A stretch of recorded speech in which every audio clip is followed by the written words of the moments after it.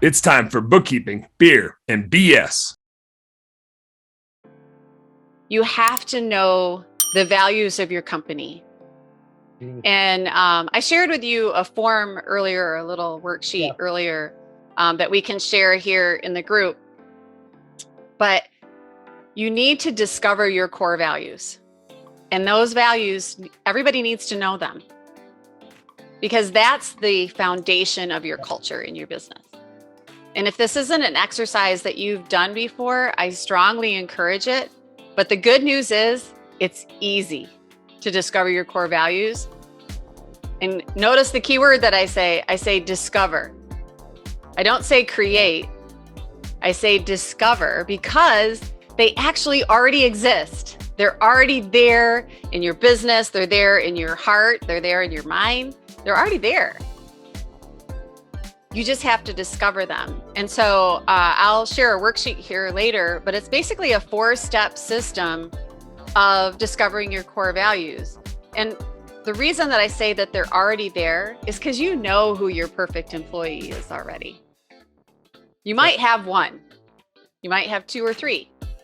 And that's where you find the core values of your business, is in those people who are on your team that you want to clone. Who is it? Think of that person right now. Everybody who's out there, whether you're in the window cleaning business or carpet cleaning business, no matter what you're doing, there's someone on your team that they are the bomb and you wish you had 10 of them. That's where your core values are already living. And you have to kind of bring them out and expose them and then share them. And so the exercise kind of takes you through looking at those people you want to clone. And I don't suggest cloning, it's actually illegal, but look at the people you want to clone and then just get a piece of their hair. And then just write down all the things about them that you love. Good idea. Just brain dump everything, all the words that come to your mind about what you love about that person. Write it all down.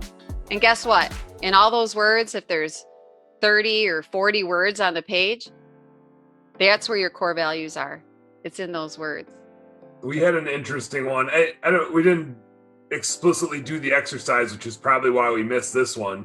And Sean will know exactly the time frame that I'm talking about, because we reestablished our core values about a year ago, a little over a year ago. And we had a window cleaner, and we knew we needed to fire him, but we were like looking at our core values like, well, this guy is not the right guy for our team, but we don't have a core value that tells us why we should fire him. And he just had the shittiest attitude. Like, he showed up in the morning with a good attitude, and by the end of the day, he was super cancerous. Everything was a problem. He couldn't problem solve. It was always somebody else's fault. Like just a terrible attitude. And we literally rewrote our core values, and we made an acronym so that we can remember it super easily. But the first one is positive attitude. Like, you have to be pleasant to be around. And since all of us are customer service, right? Like, every single employee that we have has to be customer service minded. Like, we are a customer service business that just happens to clean some stuff for people. Right.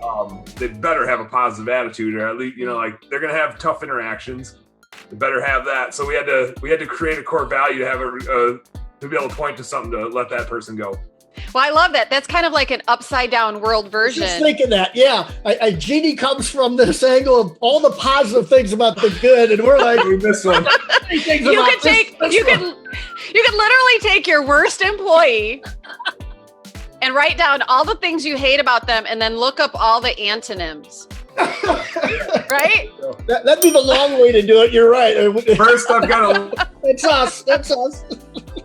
Look up what the word antonym means, and then I'll go.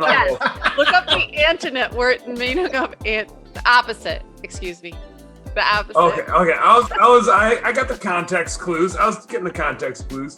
This is what it looks like here, right, Jeannie? Yes, that's it. Thank you. You're welcome. So I even give you some words on the form to help you out, so you don't have to think of them all yourself. But yes, this is the form. So you look for your role models on your team, and then you start writing down all the things that make them the role models. What makes them the superstar, the person that you would clone if cloning was legal? And then you go to the next step and you start to whittle those words down. You have to start eliminating them. And some will rise to the top. And those will be your core values. And you should only have 3 to 7.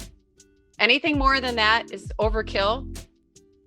Make sure that you do cover your, by having that, all the things in there that you don't want covered, right? Like you guys. Make sure you ask yourself stuff I don't want. You start out with just kind of going for it and writing down if it's 50, fine. But you're saying you should break that down to 3 to 7.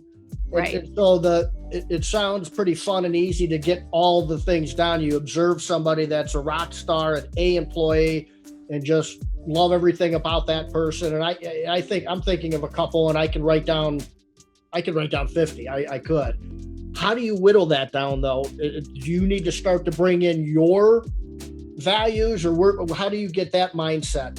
And there will be words that resonate with you.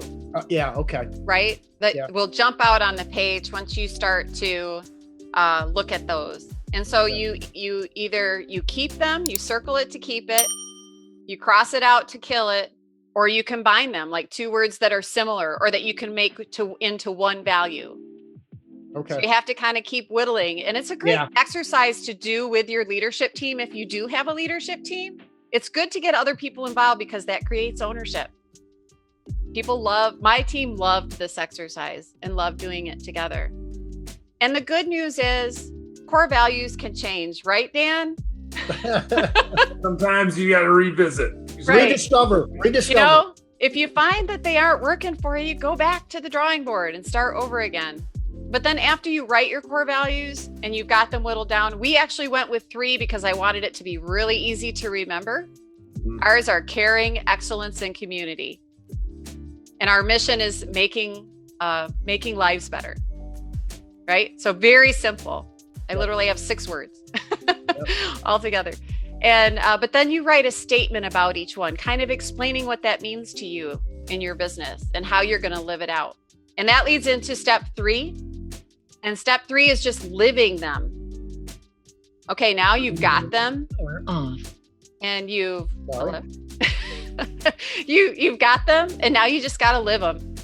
You got to make your decisions by them. You have to treat your employees the way that your core values lead you to treat them. You treat your clients the way your core values lead you to treat them. You communicate them all over the place. Hey, what's up, business nerd? Thank you so much for tuning in. I hope you learned a heck of a lot watching that episode. Do me a favor, subscribe right down here. And if you really like what you saw, you got more goods right here. Check out this one or check out this one and do this. Go subscribe. Appreciate you. Work smarter, work harder, go earn yourself some pride. Catch you on the next one.